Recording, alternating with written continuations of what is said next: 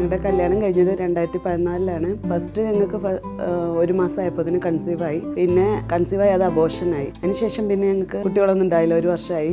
അന്ന് വിട്ടിട്ട് ട്രീറ്റ്മെൻറ്റ് നമ്മൾ പല ഹോസ്പിറ്റലിലും കാണിച്ചു. അവർ പല ട്രീറ്റ്മെൻറ്റ് മെത്തേഡൊക്കെ ചെയ്തു. പക്ഷേ അതൊന്നും ഒരു എഫക്റ്റീവ് ആയില്ല. കുറേ ഹോസ്പിറ്റലിൽ പോയിട്ടുണ്ട്. തൃശ്ശൂരും മലപ്പുറത്തൊക്കെ ആയിട്ട് കുറേ ഹോസ്പിറ്റലിലും കുറേ ട്രീറ്റ്മെൻറ്റ് മെത്തേഡുകളൊക്കെ ചെയ്തു. ലാസ്റ്റ് വഹാബ് സാറ് പറഞ്ഞിട്ടാണ് മൗലാനയിൽ എത്തുന്നത്. മൗലാനയിൽ IVFൻ്റെ സ്പെഷ്യലിസ്റ്റ് ഡോക്ടർ റിയാസ് അലി സാറിൻ്റെ അടുത്ത് എത്തുന്നത്. അപ്പോൾ സാറ് ഇതിനെക്കുറിച്ച് പറഞ്ഞു തന്നു. ഈ ട്രീറ്റ്മെൻറ്റ് മൊഡാലിറ്റി എങ്ങനെയാണ്, പ്രൊസീജിയർ എന്തൊക്കെ ചെയ്യും, എങ്ങനെയൊക്കെയാണ് ഇതിൻ്റെ അഡ്വാൻറ്റേജസ്, ഈ കാര്യങ്ങളൊക്കെ നല്ല വ്യക്തമായിട്ട് പറഞ്ഞു തന്നു. അങ്ങനെ നമ്മൾ സ്റ്റാർട്ട് ചെയ്തിട്ട് ഫസ്റ്റ് സാറ് എല്ലാ പ്രൊസീജിയറും നല്ല നീറ്റായിട്ട് ചെയ്തു. നമുക്ക് 10 എംബ്രിയോ വരെ കിട്ടി. അതൊക്കെ സാർ തന്നെയാണ് എഗ് റിട്രീവൽ ചെയ്തതും.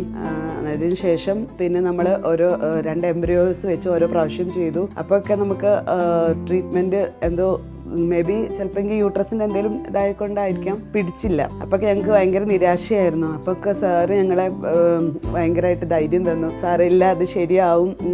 ഓരോ പ്രാവശ്യം ഇത് ചെയ്യുമ്പോൾ ഭയങ്കര ഡിപ്രഷൻ ആകുമ്പോൾ സാറാണ് ഇങ്ങനെ ഇല്ല ശരിയാവും, നമുക്ക് അടുത്ത ട്രീറ്റ്മെൻറ്റ് മൊഡാലിറ്റി മാറ്റി പിടിക്കാൻ എന്നിട്ട് സാറ് ഓരോന്നും മോഡിഫൈ ചെയ്ത് പറഞ്ഞു തന്നു. അങ്ങനെ ഒരു അടുത്ത പ്രാവശ്യം വേറെ മെത്തേഡിൽ ചെയ്തു. അതും പിടിക്കാതെ സാറ് പറഞ്ഞേ ഇല്ല ഇതൊക്കെ ശരിയാവും.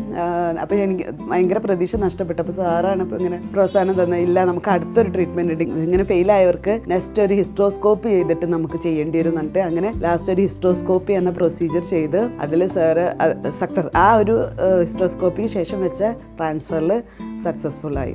ഓരോ പ്രാവശ്യം ഞാൻ പ്രതീക്ഷ കൈവിടുമ്പോഴും സാറ് ഓരോ പ്രാവശ്യം ഇല്ല ഇത് ശരിയാവും, നിങ്ങളുടെ ടൈം ആയിട്ടില്ല, മേ ബി ടൈം ആയിട്ടുണ്ടാവില്ല, നമുക്ക് റെഡി ആക്കാം എന്ന് പറഞ്ഞിട്ട് ഓരോ പ്രാവശ്യം എൻകറേജ് ചെയ്ത് ട്രീറ്റ്മെൻറ്റ് ചെയ്യിപ്പിക്കുക.